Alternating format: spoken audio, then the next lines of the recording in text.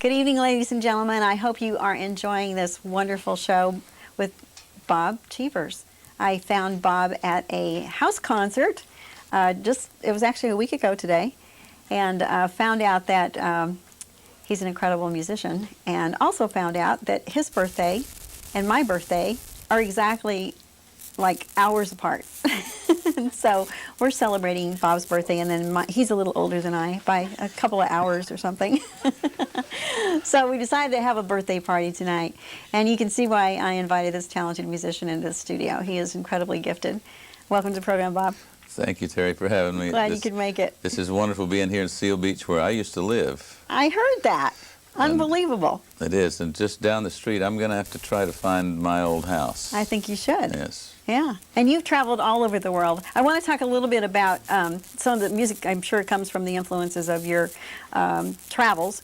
But let's talk a little bit about, like, in the beginning, because you really didn't. Most people like start playing music in their garage and like grammar school, things like that. You just hear about, you know, younger. How did you evolve to an adult in college and start music then? Well, as you know, being the age that you are, and the age that we are. Yes.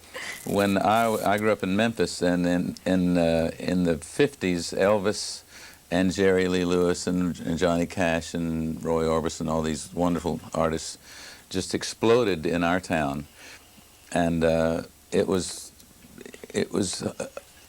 indescribable. It was irresistible, probably. Yeah, for the kids, so many of the kids, and I remember my mom would say, because she was in radio earlier in her life, and she would come home from work and she'd say, "Get some good music on the radio. Get that trash off the radio," meaning Elvis. She never liked Elvis, but the point was it was our music, and I think that was the first time when there was the real obvious huge demarcation between their music and our music, and it set the generations apart. So you wanted to be a part of the generation that was making the music? Well, having grown up in a household where my mother and my aunt and my grandmother played, I heard all of their music, and I loved it, and I still do. But suddenly, I had my music, and it was compelling. It was irresistible, and I never came back from the impact that those people had on my life and my sense of music. It's just sent me off into another world, and I think it resulted in the person that I am today musically, probably. I remember when I was young and hearing Elvis on the radio, and getting my tennis racket out, standing in front of the mirror and pretending I was a guitar player. I still do that, actually. You're a great lyricist. You have a lot of different kinds of. In fact, I was looking at your song list, and you've got the Popsicle Man and the Rag and Bone Man and the Horseshoe Man. And how do you? A lot of people write their music sometimes in bits and pieces. How do these things come to you? I mean, and I know you've written songs about women too. But how do these things come to you? I don't just write about men. Yeah. Well, the creative process is probably impossible to explain, and I don't know where I got on that bus, but something happened probably during my college years when I first borrowed a guitar and began to write songs. As you said, a lot of kids start out in the garage playing guitar and playing with bands, and I'm an only child, as you are, and very sad, lonely childhood. And single, too. And single, yeah. Me too, yeah. So I started out, I think I started out writing about characters, maybe as just a defense against being by myself in my family. So like a little fantasy world in a way. Yeah, and I'm still living that, and that's turned into a fairly good living. You know, I write a lot about people I write a lot about the Old South and the Civil War. I also write a lot about women that I would love to meet. Annalise St. Pierre on Gettysburg to Graceland, for instance. I know one day I may meet Annalise and take her away from the mad life that she's lived in my mind. So these voices talk to you, huh? They really do. Yeah, and I listen and I pay attention and I try to write things down, and because the music comes through me. I think most creative people would say that their art comes through them, and at a certain point, the artist gets a chance to grab onto it and just basically follow it through. I think what's amazing is the fact that you actually have no formal, and I know there's a lot of musicians that way too, that there's no formal training in music. It's just something you probably got from your mom through the genes of your, that came down to you or something. Yeah, that, and also I think Elvis and those guys enabled a lot of people like me to think about the possibilities of doing what I do now.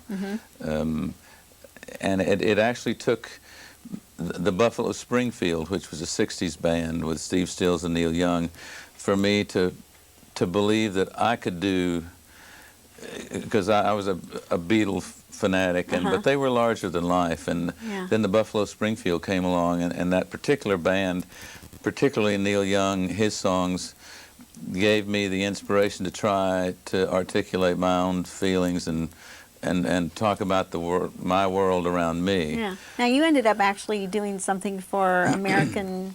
Was it a television program? Love American Style. Love American Style. I was in a band called the Peppermint Trolley Company, and that was when I first got into the Hollywood music scene, and when my producer would say, sing like whoever was popular, Neil Diamond or Bobby Sherman, or so, because I could do that, that's what I did, and I had no idea who I was as an artist. And it was actually through a whole evolution of my own character as a person that I discovered who I was musically, and also coincidentally I found myself. After a very long journey. It took a long time. As you said, I'm I'm a slow bloomer, and I'm from the South. I don't know whether that's characteristic of the South, but it probably is. A lot of people down there move a lot slower than you guys in California. That's why I loved moving to California, because everything was hip hop and happening, and I felt like I was part of what was going on instead of... And of course, you can't resist the Pacific Ocean. You actually spent some time in our city of Seal Beach, and I did, in Redondo Beach and Long Beach. Yeah. So I feel like most of my friends know me as a sort of a surfer boy. But did you really surf? Oh, I did. You Yeah, did? yeah. Oh, cool. I did. I wasn't any good at it, but I gave it my best Some shot. people have this high hope of doing it, but never really even get on a board. So. Well, I was married to a wonderful woman who realized my talents as a writer, or at least my hopes, and she said, "Why don't you quit your job?" I was working for Capitol Records here in Hollywood, and not here in Hollywood, but in Hollywood. In Hollywood, yeah. And she got a job with CBS Television, and I just started writing as many songs as I could, sometimes 2 or 3 a day. We were living in Redondo Beach, and if I didn't write in the morning, if the muse didn't strike, then I'd go to the beach. There you go. You can't beat a life like that. And you told me a neat story too about Capitol Records and how somebody heard your music. Yeah, that was the third. Remember, this is after 5.5 years of college studying psychology and sociology, and I moved to California because my father lived out here in Naples, just around the corner, and so they gave me a job. I wanted to work for a music company, and they gave me the job in the third-floor stockroom, and I was in charge of pencils and papers and data processing stuff, and I was in charge of the Xerox machine, which back then was the size of a Buick. And they really were Xerox machines. That's what they called them. Yeah. That was the only duplicating machine that was going on there. Yeah. But I met everybody in the company, and including the president to the janitor, and I met the girl in publishing and gave her a tape of songs, and she was playing them in her office one day, and there was an independent producer friend of hers who was in there, and he said, "Who is that?" She said, "It's the kid in the third-floor stockroom." So he loved my voice, and literally within a few weeks, I signed a record deal And the rest is with history, sort of. Yeah, and this is major label stuff. Yeah. It's been downhill At Capitol, since. yeah. We are going to have you come back another time because I want to talk to you more. You're just the most fascinating person to talk to. And what's really Thank you. neat is that since we're the same age, you don't have to explain a time period to me. Yeah.